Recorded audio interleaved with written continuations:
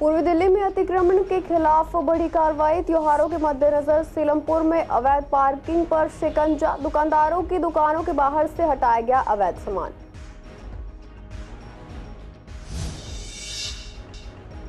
Yamuna sports complex की fees बढ़ाने से नाखुश जनता। खेल परिसर के सदस्य ने फैसले वापस लेने के लिए डीडीए को लिखा पत्र। जनता का कहना है डीडीए को यह फरमान लेना चाहिए वापस। हरियाणा के कुरुक्षेत्र में किडनैप हुई लड़की दिल्ली में मिली।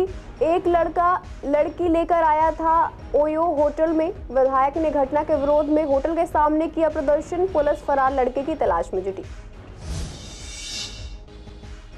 दिवाली की तैयारियों में बाजारों में रौनक। विवेक विहार मार्केट में गिफ्ट हैम्पर्स और ड्राई फ्रूट्स की बड़ी मांग। डिस्काउंट का फायदा उठा रहे ग्राहक।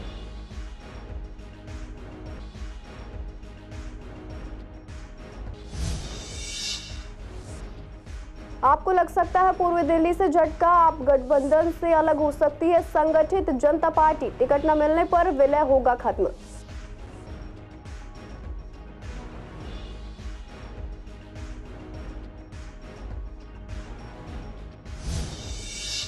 नमस्कार, आप देख रहे हैं सीसीएन लाइव। मैं हूं आपके साथ शिवानी तिवारी। स्वागत है आपका हमारे खास कार्यक्रम पूर्वी दिल्ली खास में। बुलेटिन की शुरुआत करते हैं कुछ खास खबरों के साथ।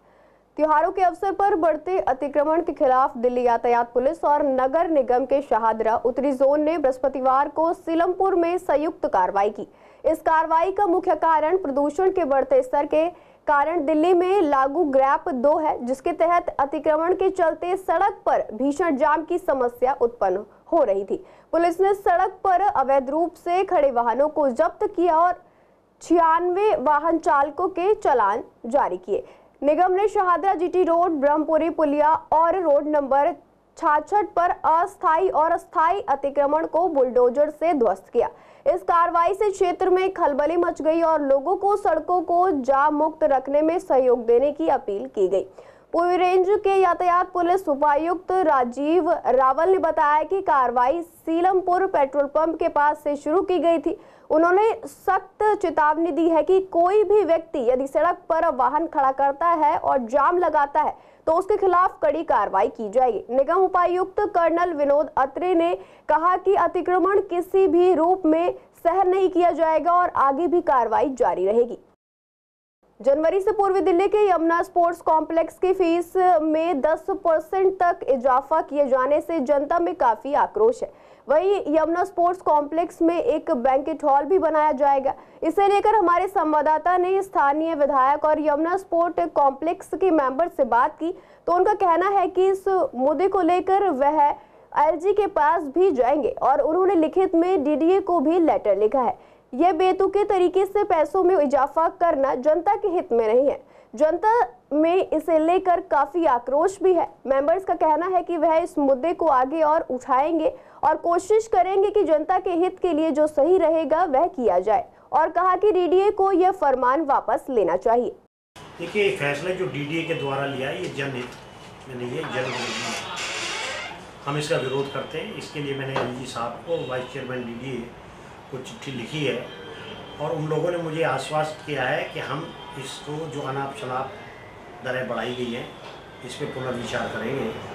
हम इस मामले में जनता के प्रति संवेदनशील हैं और हम इतनी फीस हाइक और जो दूसरी जो गतिविधि वहाँ हो रही हैं और जो जनता जिनको नहीं चाहती है, हम जनता के साथ हमेशा खड़े हैं, चाहे सदन में हो, चाहे कोर्ट में हो, चाहे सड़क पे हो। यमुना स्पोर्ट्स कॉम्प्लेक्स के द्वारा अपनी जमीन को बैंक्वेट हॉल के लिए, मैरिज हॉल के लिए दिए जाने का फैसला निंदनीय है। क्षेत्र के लोगों को इससे असुविधा भी होगी, उनमें नाराजगी भी है कि स्पोर्ट कॉम्प्लेक्स इन कामों के लिए नहीं बने हैं। और दूसरी ओर आपने जो मंथली सब्सक्रिप्शन है, जो चार्जेज है, जो फीस है, उसको बेतहाशा बढ़ाने का फैसला किया है, ये भी निंदनीय है। ये कोई सरकार की कमाई का जरिया नहीं हुआ करता जिसके लिए आप फीसें बढ़ा दो या बैंक्वेट हॉल खोल दो।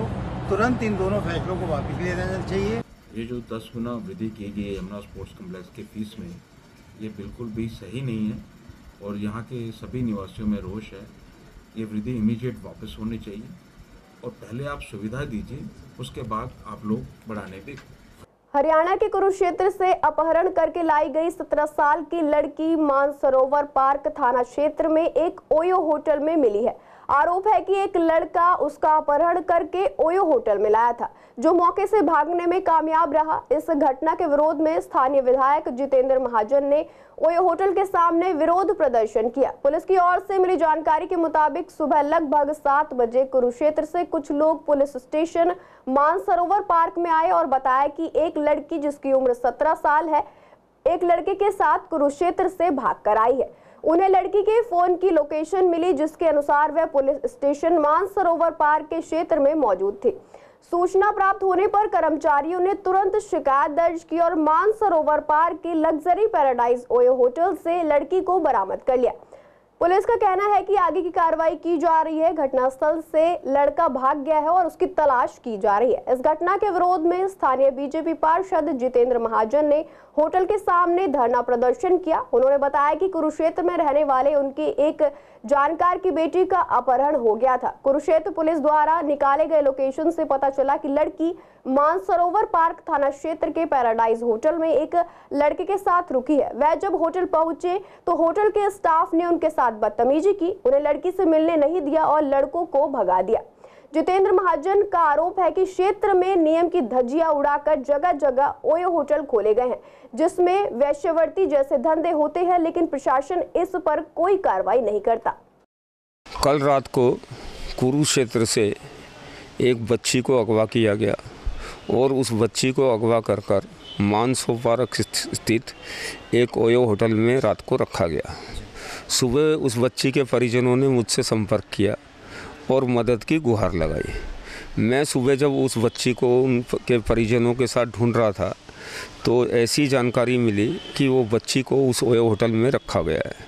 मैं वहाँ पर उनके परिजनों के साथ गया तो मुझे बताया गया कि वो बच्ची उस होटल के अंदर नहीं है, तो हम यह सुनकर वापस आ गए।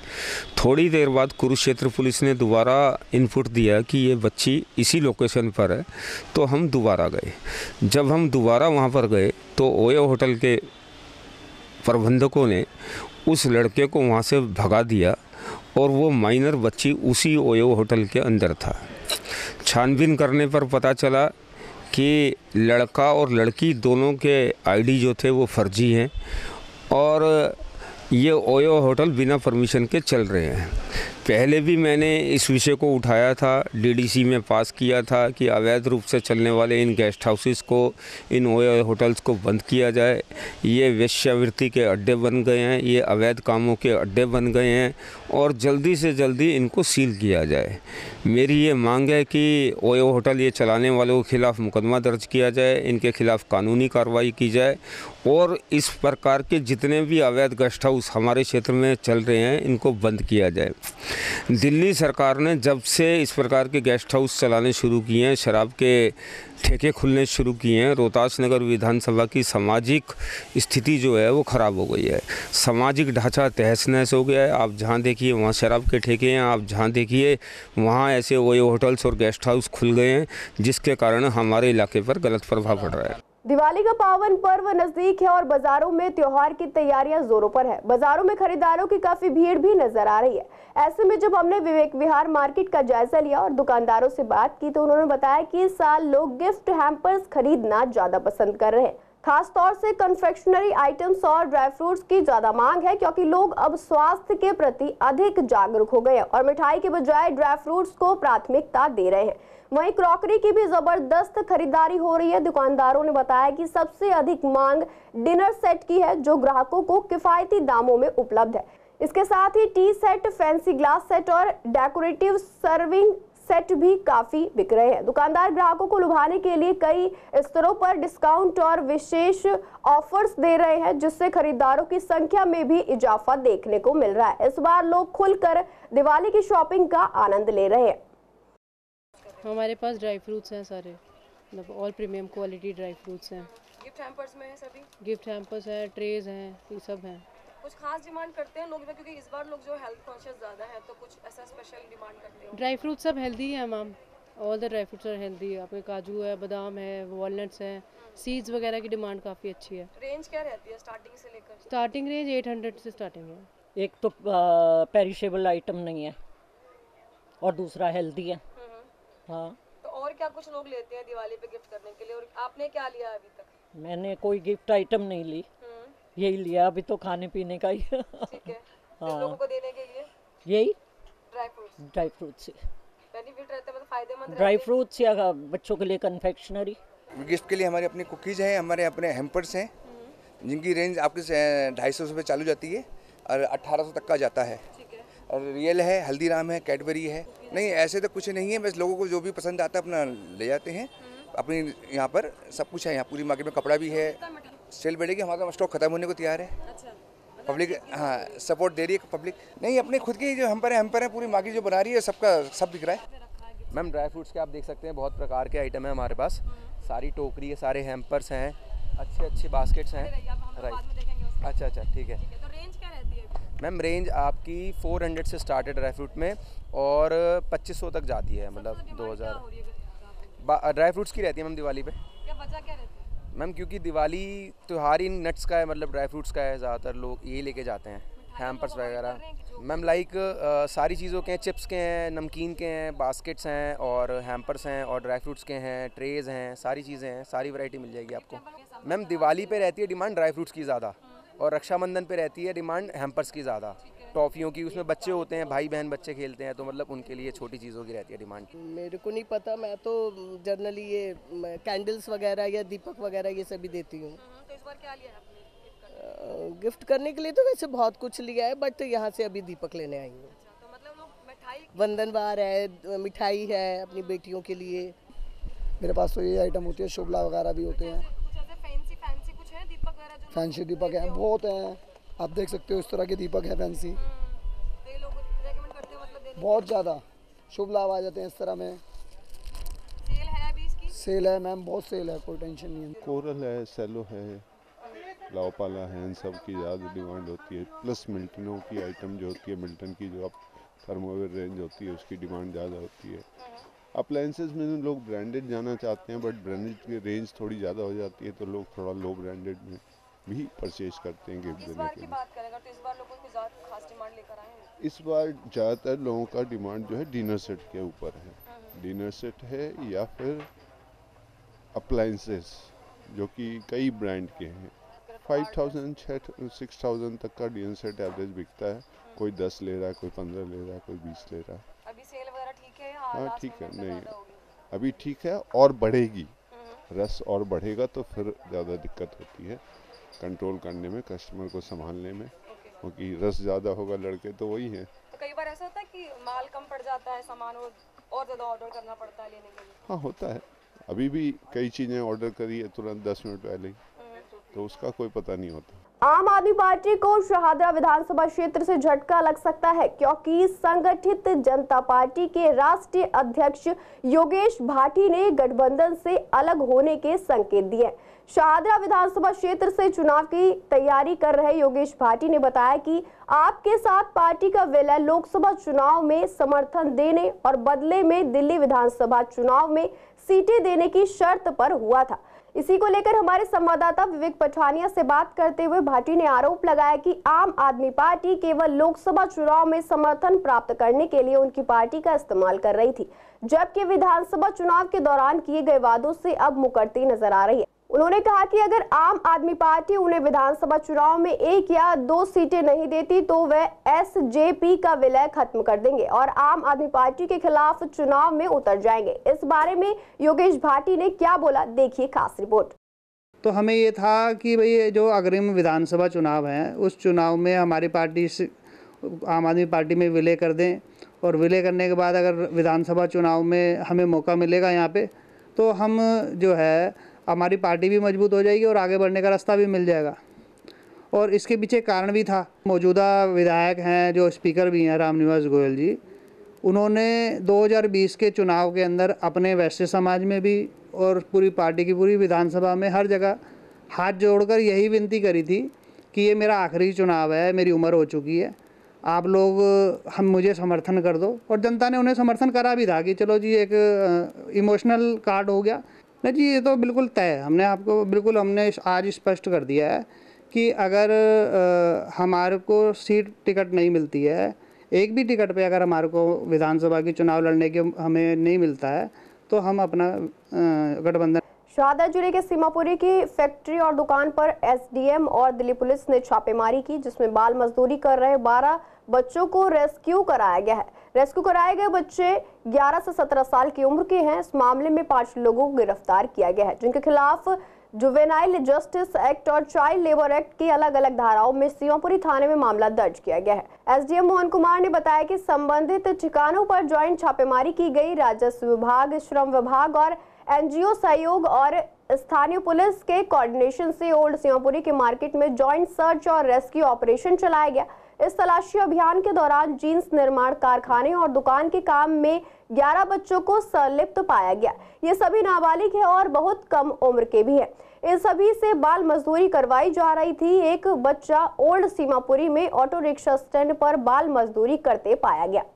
ओल्ड सीमापुरी गोल चक्कर से लगभग आधा किलोमीटर पहले ही था। न्यू सीमापुरी से जब ओल्ड सीमापुरी जाते हैं तो उससे आधे किलोमीटर पहले था।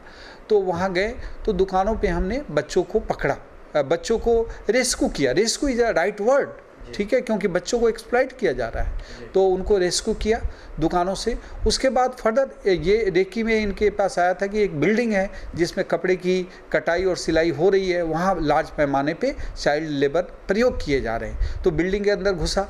बिल्डिंग की हालत ख़राब थी, दयनीय थी, गंदा था, और उसमें हमने 11 बच्चों को वहाँ पे रेस्क्यू किया है। रेस्क्यू करने के बाद एग्जामिनेशन होता है, मेडिकल चेकअप होता है।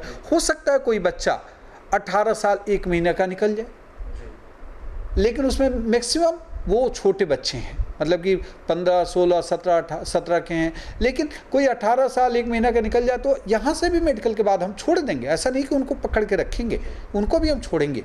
और इस चाइल्ड रेस्क्यू के बाद इन बच्चों को मेडिकल कराया जाता है, फिर संस्कार आश्रम में रखा जाता है, फिर उनको चाइल्ड वेलफेयर कमेटी में उनको वो दिया जाता है, उनकी कंसल्टेंसी की जाती है बच्चों का। पूर्वी दिल्ली के कई इलाके गंदे पानी की समस्या का सामना कर रहे हैं, जिसमें कृष्णानगर, ककरडूमा, आनंद विहार और आर्य नगर प्रमुख है। स्थानीय निवासियों का कहना है कि दिल्ली जल बोर्ड द्वारा सप्लाई किए जा रहे पानी की क्वालिटी बेहद खराब है, जिससे लोग पेट के रोगों और दूसरी बीमारियों से जूझ रहे हैं। इस गंभीर स्थिति में भी लोगों को पानी का बिल भरने के साथ साथ पीने के लिए बाहर से पानी खरीदना पड़ रहा है, जिससे लोगों की दिक्कतें बढ़ती जा रही हैं। स्थानीय लोगों का आरोप है कि दिल्ली सरकार द्वारा केवल झूठे वादे किए जा रहे हैं, जबकि जमीन पर कोई ठोस कार्य नहीं हो रहा है।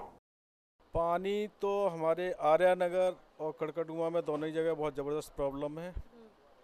और आर्य नगर में तो 6 महीने से लोग सीवर का 6 के 8 महीने हो गए होंगे सीवर का पानी पी रहे हैं लोग। सीवर 1 नंबर गली से लेके 5 नंबर गली तक सारे सीवर भरे हुए हैं।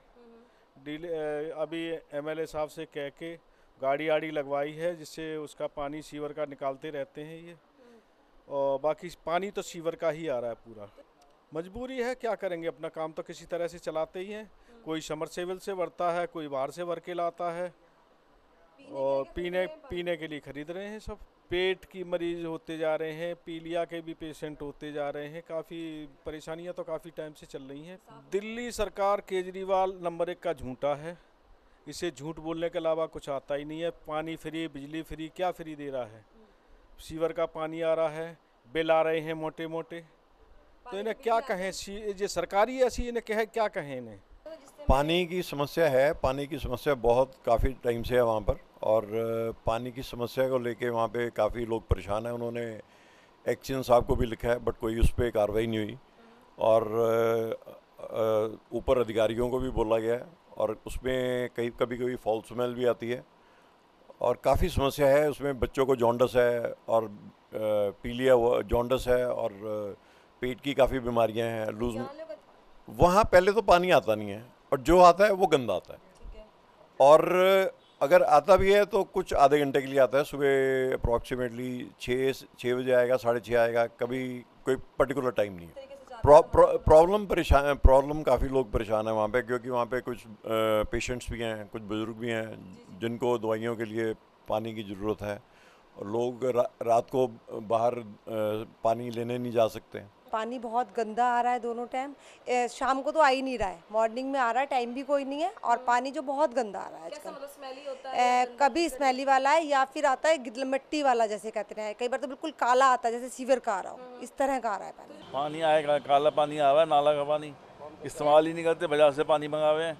हाँ वो ख़राब हो चुका है 2 बार, सर्विस कराई थी, बोला भाई साहब इस्तेमाल मत करो इसको, चेंज नया लगेगा। अभी ये सब फिल्टर उसके सब चीज़ें ख़राब हो चुकी, क्योंकि वो कीचड़ आती है, वो काला पानी गंद हो गया था उसमें। पानी की समस्या तो यह है जी, 15 दिन से मेरे यहाँ मिट्टी आ रही है पानी में, और इतना गंदा पानी आ रहा है कि मेरे यहाँ सारे ही दिक्कत में चल रहे हैं। बीमारी के कारण, पेट की बीमारी, बुखार, सर दर्द, ये पानी की वजह से हो रहा है। मैं ईस्ट कृष्णा नगर की बात कर रहा हूँ, मनोहर भाजी के पीछे वाली गली, श्याम मंदिर वाली गली, पूरी गली कर रही है जी। उसमें तो पानी की कोई समस्या, मतलब कोई समाधान ही नहीं है। बस बाजार से बिस्लरी की बोतल लेकर के आ रहे हैं, वो पी रहे हैं, क्या करें। पानी के कारण 3, 4, चौथा महीना चल रहा है इस टाइम। टाइफाइड लोगों को बीमारी, करकटुमा से हमारे कितने लोग आते हैं, हम चैरिटेबल लैब भी चलाते हैं, जिससे टेस्टिंग में हर आदमी जो पानी सप्लाई का पानी पी के बीमार हो रहा है, सबसे पूछते हैं। मैंने कभी आनंद विहार में हमारे सारे पानी में गंदा पानी, कितने लोगों के फिल्टर ख़राब हो गए हैं। टंकियों में पानी आता तो पाइपें ब्लॉक हो गई हैं, सीवर का पानी आ रहा है, उसको कितनों ने एक्वागार्ड ठीक कराने पड़े हैं उनको। पानी का क्यों कह रही इसे मत चलाना जब तक टंकी साफ ना हो। आगे 3-4 हज़ार रुपये उसके ख़राब हो गए। पूर्वी दिल्ली के मानक सदन में दशमेश पब्लिक स्कूल ने जगमग दिवाली प्रोग्राम का आयोजन किया, जिसमें बच्चों ने बढ़ चढ़कर हिस्सा लिया। प्रोग्राम की शुरुआत दीप प्रज्वलित करके की गई। मुख्य अतिथि के तौर पर सांसद हर्ष मल्होत्रा और निगम पार्षद प्रीति बहन मौजूद रही। आपको बता दें, स्कूल में कई कंपटीशन भी हुए, जिनमें दिया making, card making, rangoli, dandiya प्रमुख हैं, जिसमें बच्चों ने अपनी अपनी कला दिखाई। बच्चों को प्राइज भी दिए गए। हमारा इरादा ये होता है कि हम बच्चों का टैलेंट निकालें और पेरेंट्स का साथ में निकालें और टीचर्स की क्वालिटी ऑफ वर्क देखें। तो समय लगा आपको जो है बच्चों को तैयार करने? Only for 3 days, only 3 days we took, और उसमें बच्चों ने पूरा टैलेंट, बच्चों में टैलेंट बहुत है। और हमारे यहाँ प्रोग्राम होते भी रहते हैं, लेकिन जो ये प्रोग्राम है ना, वो आपने देखा होगा कि पेरेंट्स भी इन्वॉल्व हैं। पेरेंट्स का डांडिया है, पेरेंट्स के लिए बहुत कुछ एक्टिविटीज़ हैं अभी यहाँ पर होंगी, तो वो हम अपने साथ इन्वॉल्व करना चाहते हैं पेरेंट्स को। बच्चों के साथ एक अच्छी कोऑर्डिनेशन रखना चाहते हैं, जिससे कि हम कोई बात बच्चे की बताएं अगर पेरेंट्स को, तो वो समझे कि हमने क्या कहा है, हम क्या कहना चाहते हैं बच्चों को, कहाँ कौन से साइबर क्राइम से या कौन सा हम जो मीडिया है आपका उससे दूर रखना चाहते हैं, जो आपके जो मोबाइल्स हैं उससे बहुत दूर रखना चाहते हैं। हम चाहते हैं कि बच्चा जो है वो अपनी स्टडीज़ को भी उतना ही ध्यान से करे जितना ध्यान से वो इसको करता है। पूर्वी दिल्ली के भोलानाथ नगर इलाके की तस्वीरें आज एक बार फिर प्रशासन और अतिक्रमण हटाने के अभियान पर एक बड़ा सवाल खड़ा कर रही हैं। दरअसल पूर्वी दिल्ली के भोलानाथ नगर इलाके में 18 अक्टूबर को एक मकान में एसी के फटने से आग लग गई थी, जहां अतिक्रमण के कारण फायर ब्रिगेड की गाड़ी देर से पहुंची, जिस कारण 2 लोगों की मौत हो गई थी और 2 अन्य झुलस गए थे।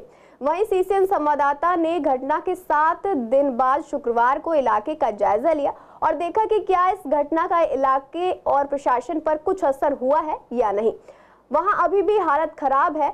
यहाँ पर रोड किनारे अवैध रूप से रेडी पटरी और गाड़ियां खड़ी हुई नजर आई। कहीं ना कहीं दोपहर के समय अगर कोई घटना घट जाए तो शायद ऐसा हादसा दोबारा हो सकता है। सोचने वाली बात यह है कि अगर सुबह 5 बजे भी फायर ब्रिगेड की गाड़ियां मौके पर पहुंचने में देरी कर सकती हैं, तो दोपहर के समय क्या हाल होगा। इसे लेकर हमने राहगीरों से बात की। राहगीरों का कहना है कि संबंधित अधिकारी ध्यान नहीं देते। रात के समय तो यहाँ पर पैदल चलना भी दुश्वार हो जाता है। फिलहाल मैं मौजूद हूँ पूर्वी दिल्ली के शादरा विधानसभा क्षेत्र में। भोलानाथ नगर का ये क्षेत्र लगता है और साथ में आपको बता दें कि ये वही मेन रोड है जो भोलानाथ नगर से शादरा को जोड़ता है, जहाँ पर एक घटना कुछ दिनों पहले घटी थी कि जो 11 नंबर गली में एसी फटने से आग लग गई थी।